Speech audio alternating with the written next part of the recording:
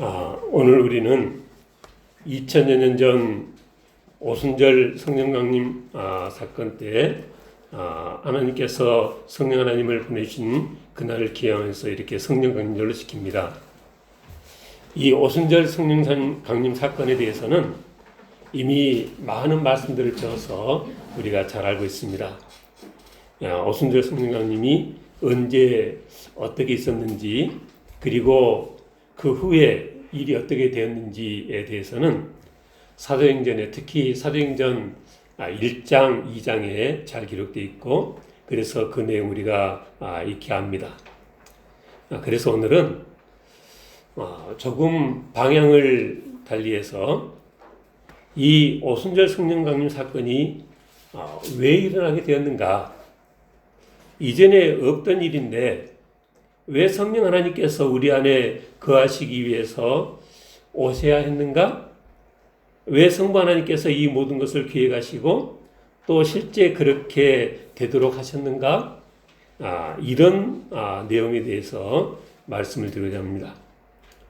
오늘 말씀의 제목이 새 언약을 베푸시는 하나님인데, 우리에게 익숙한 표현으로 바꿔보자면 신약을 베푸신 하나님, 이렇게 말할 수 있겠습니다. 우리가 잘 알고 있듯이 성경은 크게 신약과 구약으로 구별됩니다.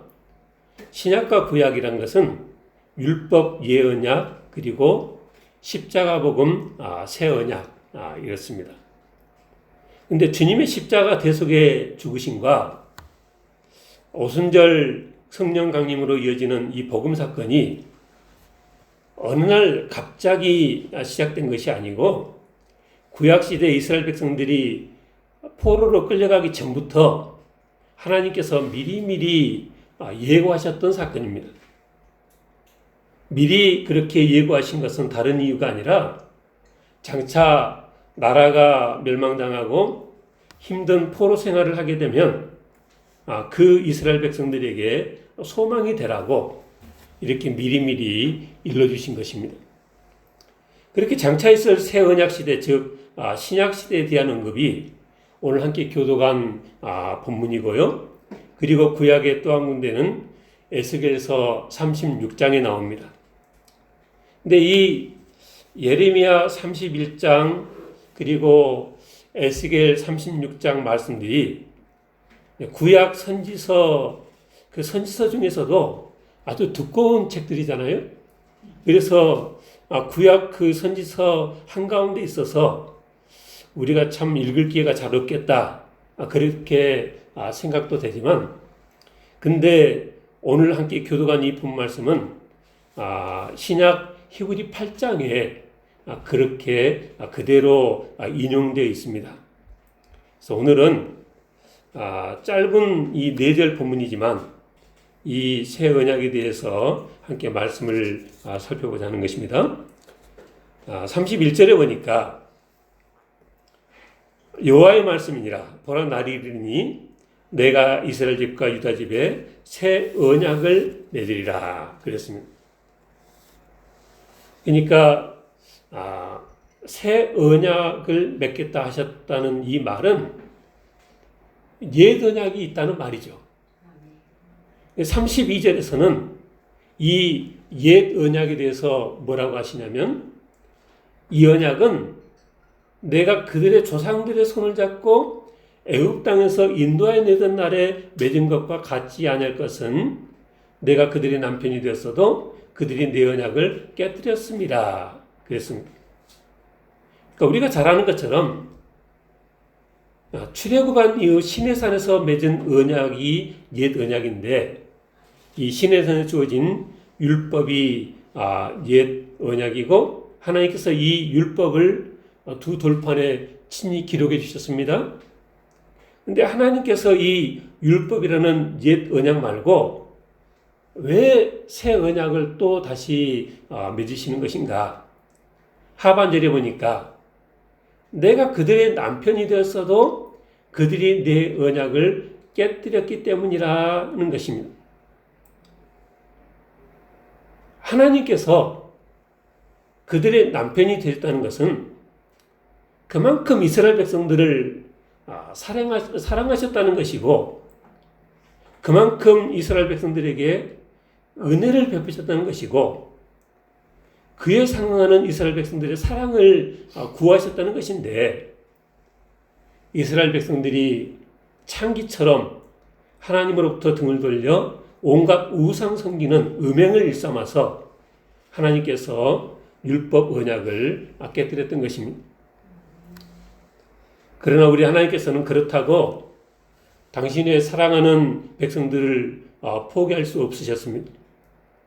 하나님의 소원은 이전에도 그러하셨고 지금도 그리고 앞으로도 동일하신데, 나는 그들이 하나님이 되고 그들은 내 백성이 되는 것, 그게 하나님의 소원이셨습니다. 33절 말씀이죠. 그래서 하시게 된 하나님의 선택을 보면 그렇게 늘 어긋나니까 포기하신 것이 아니라 더 큰 은혜를 부어주시기로 작정하셨는데, 하나님께서는 이것을 이름하여 새 언약이라 그렇게 말씀하셨습니다. 하나님께서는 시내산 율법 언약이 두 돌판에 기록된 것이었다면, 이제 이 새 언약은 내 백성들의 마음판에 기록해서라도 나는 그들의 하나님이 되고 그들은 내 백성이 되게 하시겠다라는 것입니다. 예레미야에서 계속되는 말씀과 이후 구약 역사를 볼 때 하나님의 이 새 언약은 바벨론 포로 귀환의 때부터 이미 성취되기 시작했다, 그렇게 볼 수 있습니다. 아까 제가 오늘 본문과 에스겔 36장에 이런 이 말씀이 나온다 그랬는데, 에스겔 36장 24절에 이렇게 썼습니다. 내가 너희를 여러 나라 가운데서 인도해내고 여러 민족 가운데서 모아데리고 고국 땅에 들어가서 맑은 물을 너희에게 뿌려서 너희로 정결하게 하되 곧 너희 모든 더러운 것에서와 모든 우상 숭배에서 너희를 정결하게 할 것이라 그랬습니다. 그러니까 이 새 언약은 이미 바벨론 포로 귀환의 때부터 우리가 아는 신약시대 오순절 성령 강림 때가 아니라 이미 그때부터 하나님께서 역사하기 시작하셨다라는 것입니다. 그런데 진정한 의미에서의 새 언약의 성취는 오순절 성령 강림을 통해서 성령 하나님께서 성도들에게 임하심으로 성취되어진 것이라 이렇게 볼 수 있겠습니다. 에스겔 36장 26절에 보니까 또 새 영을 너희 속에 두고 새 마음을 너희에게 주되 너희 육신에서 굳은 마음을 제거하고 부드러운 마음을 줄 것이며 또 내 영을 너희 속에 두어 너희로 내 율례를 행하게 하리니 너희가 내 규례를 지켜 행할지라 그랬습니다. 같은 말씀을 오늘 본문 33절은 그러나 그날 후에 내가 이스라엘 집과 맺을 언약은 이러하니 곧 내가 나의 법을 그들의 속에 두며 그들의 마음에 기록하여 나는 그들의 하나님이 되고 그들은 내 백성이 될 것이라 여호와의 말씀이라 이렇게 썼습니다. 그리고 이 말씀이 히브리서 8장에 그대로 인용되고 있는 것을 볼 때 이 새 언약으로 연 시대가 바로 신약 시대다. 하나님의 법을 돌비가 아닌 사람의 마음에 기록하였다는 이 약속은 오순절 성령 강림을 통해서 성령 하나님께서 성도에게 임하심으로 성취되어졌다. 이렇게 이해하는 것이 맞다고 봅니다. 우리의 이 신앙은 아는 만큼 깊어지는 것입니다. 그저 요한복음 3장 16절 정도 암송하고 하나님은 사랑이시라며 사랑의 하나님만 외치는 것으로는 복음의 참된 의미를 다 깨달을 수 없습니다. 율법이 악한 것이어서 폐하고 신약을 주신 것이냐? 로마서에 보니까 그렇지 않다 그랬습니다. 율법이 죄냐? 그럴 수 없느니라. 생명에 이르게 할 그 계명이 내게 대하여 도리어 사망에 이르게 하는 것이 되었도다. 이로보건대 율법은 거룩하고 계명도 거룩하고 의로우면 선하도다. 하나님께서 신에서 주신 그 율법 계명도 거룩하고 의롭고 선하다 그랬습니다. 구약율법이 악한 것에서 패하고 신약복음을 주신 것이 아니라 왜요? 32절에 내가 그들의 남편이 됐어도 그들이 내 언약을 깨뜨렸기 때문에 새 언약을 주시는 것이라는 것입니다. 그렇기 때문에 우리들이 오죽했으면 하나님께서 이 독생자 예수님을 십자가 대속의 죽음을 죽게 하셨을까? 독생자 예수님을 십자가 제물로 내놓으시고 성령을 보내 아예 떠나가지 않으시며 당신 자녀들을 돌보시게끔 하신 하나님의 그 마음을 헤아려서 이 신약의 복음을 죄성스럽고 황송한 마음으로 받을 수 있는 우리 모두가 되시길 저는 축원합니다. 내 안에 거하시고자 오신 성령 하나님을 죄성스럽고 황송한 마음으로 받는 우리가 되어야 되겠습니다. 그리고 이제 제 개인적인 욕심이지만 우리 진리교회 성도들은 하나님을 아는 데 있어서 여기서 한 걸음 더 나아갔으면 합니다. 오늘 말씀의 제목이 새 언약을 베푸신 하나님인데 지금부터는 이 말씀의 초점을 이 새 언약보다는 이 새 언약을 베푸시는 하나님의 초점을 두고 잠시 말씀을 드리고자 합니다. 우리들이 그동안 배우고 그래서 우리들이 가지고 있는 하나님에 대한 고정관념은 하나님은 전지전능하시고 실패하지 않으시고 변치 않으신 하나님이시다. 근데 이런저런 틀에 얽매이지 않고 그냥 가감없이 말하자면 하나님께서 새 언약을 베푸셨다는 사실이 내포하는 의미가 뭐겠습니까? 그거는 하나님의 처음 계획과 처음 계산에 착오와 차질이 생겼기 때문에 옛 언약을 폐하고 새 언약을 주시는 것이 아니겠냐라는 것입니다. 물론 인간의 논리죠. 근데 성경을 해석하는데 인간의 논리만으로 성경을 해석해서는 안 되는 것은 맞습니다. 아무리 논리가 정연하다 해도 모든 이론을 다 세운 후에는 내가 세운 이 이론이 내가 하는 이 설명이 성경에 부합하는지 성경을 통해서 검증을 해야 하는 것입니다. 근데 그렇긴 하지만 인간의 논리를 무시한 채 그저 영적인 해석만 일삼는 것은 더 위험한 것입니다.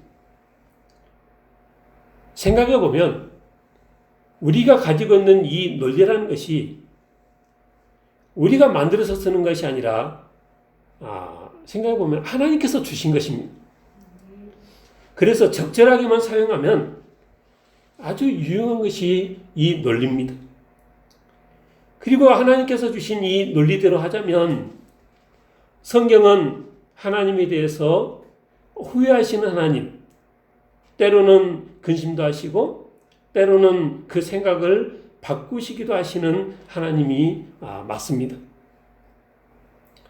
많은 사람들이 하나님은 변함이 없으신 하나님, 그렇기 때문에 그 뜻을 변경하시는 일이나 행하신 일에 대해서 뉘우치시는 일이 없으신 하나님이라 그렇게 가르치고 또 우리가 그렇게 배워왔습니다. 그리고 그렇기 때문에 하나님께서 한탄하신다든지 근심하신다든지 또는 그 생각을 바꾸신다든지 성경에 보면 그런 말씀들이 많이 있잖아요. 근데 그런 말씀들은 말 그대로를 의미하는 것이 아니라 하나님의 그 심정을 사람이 이해할 수 있게끔 사람의 입장에 맞춰서 표현만 그렇게 한 것이로 하나님께서는 진정한 의미에서 한탄이나 근심이나 변경을 하실 하나님은 아니시다. 이렇게 주장들을 합니다. 제가 생각해 보면, 근데 성경 보면 그렇지가 않은 거죠. 노아 홍수 이야기를 예로 보자면 아무런 선입견 없이 있는 그대로 읽으면 노아 홍수 사건에서 보여지는 하나님은 온 땅이 부패하고 포화감이 땅에 가득한 것을 보시고 그로 인해서 한탄하시고 근심하셨습니다. 그래서 땅 위에서 움직이는 모든 생물들을 다 멸하셨습니다. 근데 또 그리고 노아 홍수 후에 노아가 드린 제사를 받으시고는 이전 일을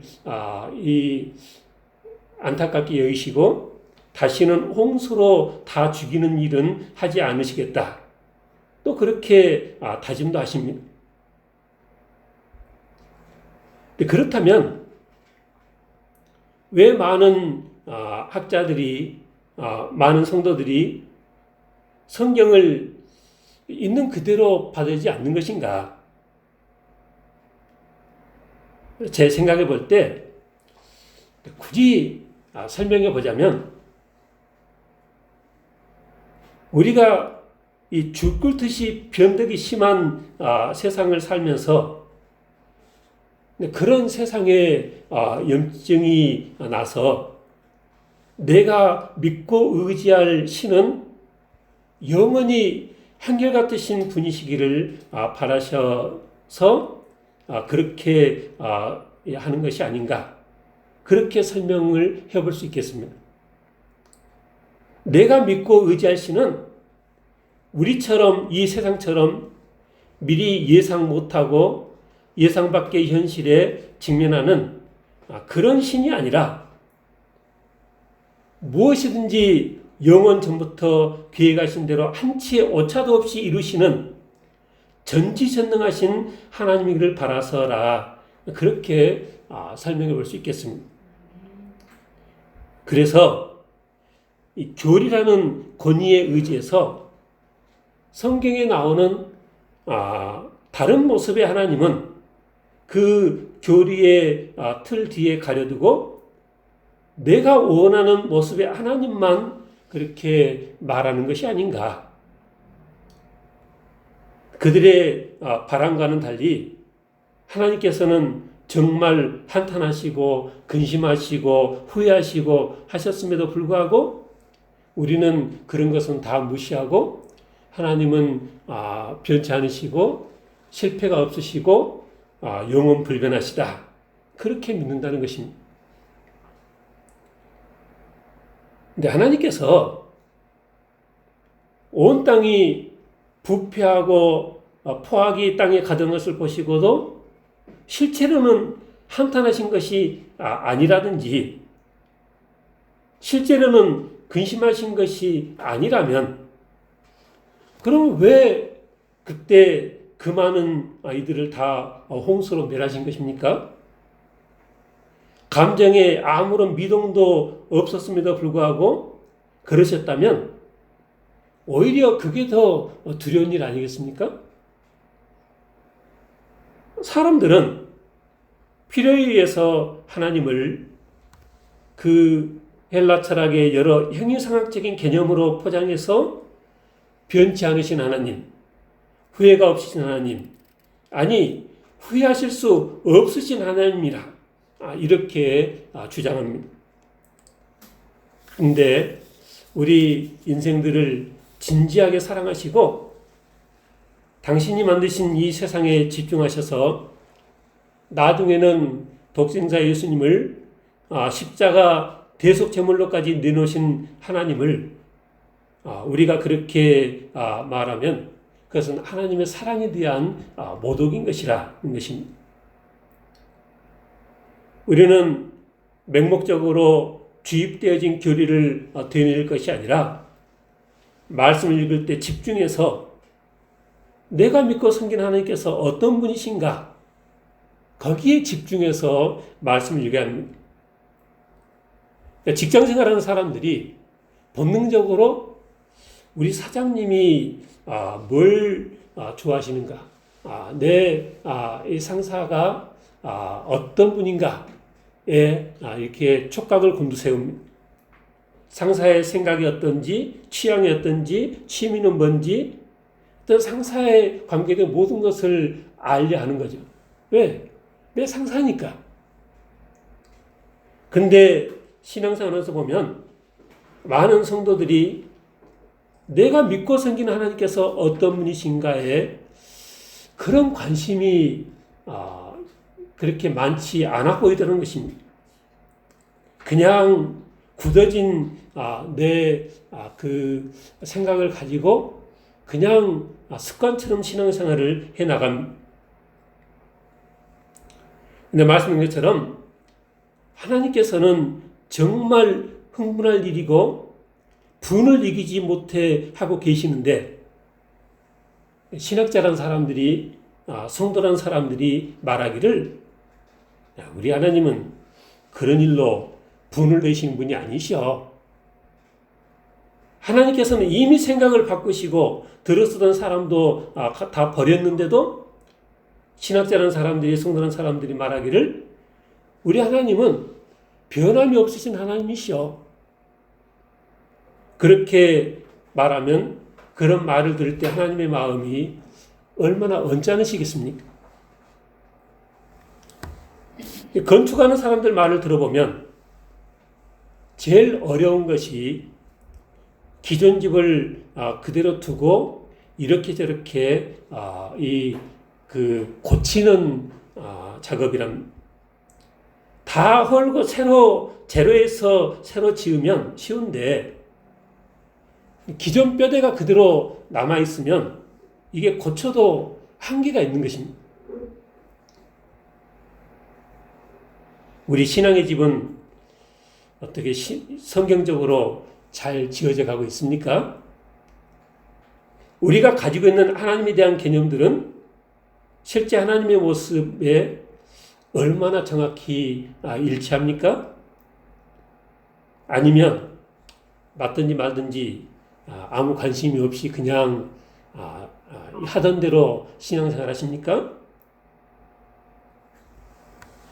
물론 하나님께서 변치 않으시고 정하신 뜻을 반드시 이루시는 하나님이시라는 것은 맞는 말입니다. 하나님께서 아브라함에게 약속하신 대로 아브라함의 자손으로 큰 민족을 이루게 하셨습니다. 훗날 저 천국 예루살렘 성 12문이에 야곱의 12아들들 이름을 기록해서 영원히 기념하십니다. 그렇게 하나님은 한 번 하신 약속을 끝까지 이루시는 것입니다. 수천 년에 걸쳐서 영원토록 변치 않으시고 반드시 이루시는 하나님이시라 이렇게 말하는 것은 분명하게 맞는 사실입니다. 근데 그렇게 하나님께서 영원 불변하시고 모든 계획하신 것을 뜻을 이루신다는 말의 의미를 그냥 확대 해석해서 하나님은 후회도 않으시고 무슨 일인지 변경하시는 일이 없으시다. 이렇게 말하는 것은 옳지 않다는 것입니다. 출애굽기 32장을 보면 오히려 모세가 더 차분하게 하나님을 설득하고 있습니다.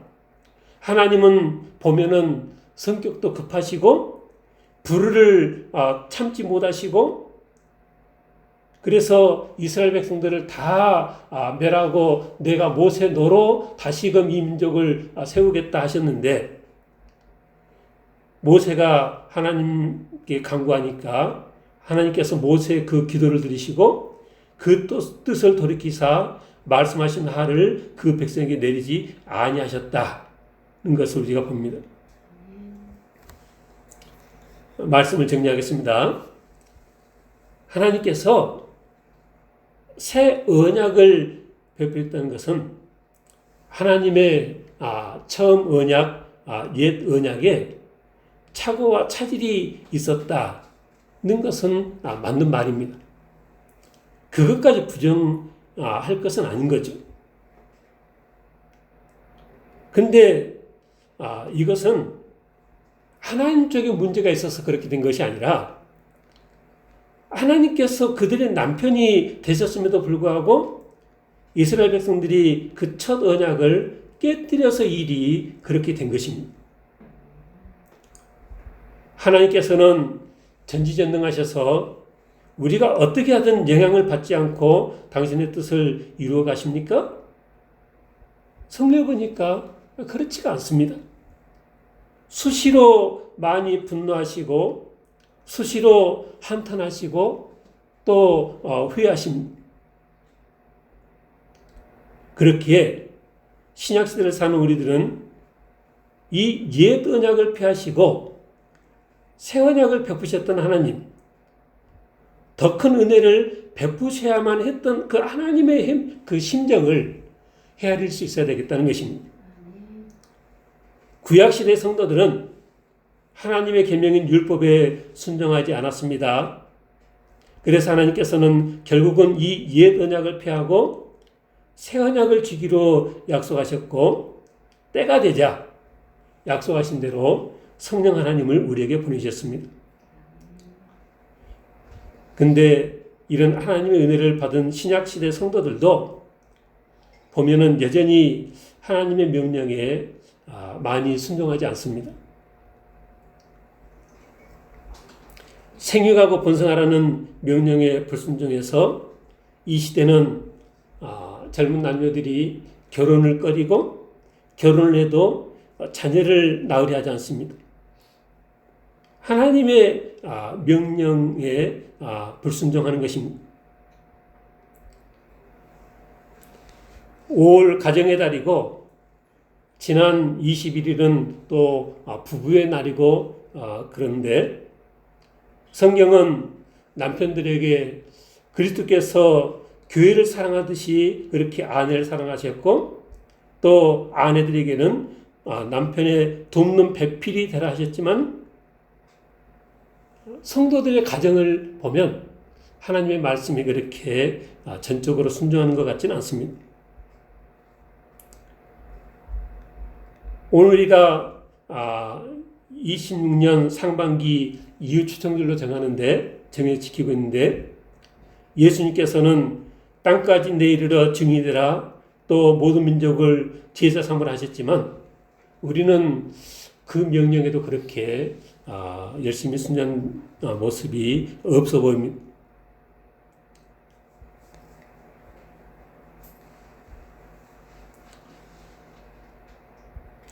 그러나 우리 진리교회 성도들은 신약시대에 이 더 큰 은혜인 새 언약을 죄송스럽고 황송한 마음으로 받아서 더욱 순종하는 삶을 살아야겠습니다. 그래서 하나님의 마음이 기쁨이 되지고 하나님의 마음이 위로가 되지는 그런 성도가 다 되시길 주님을 축원합니다. 기도하겠습니다.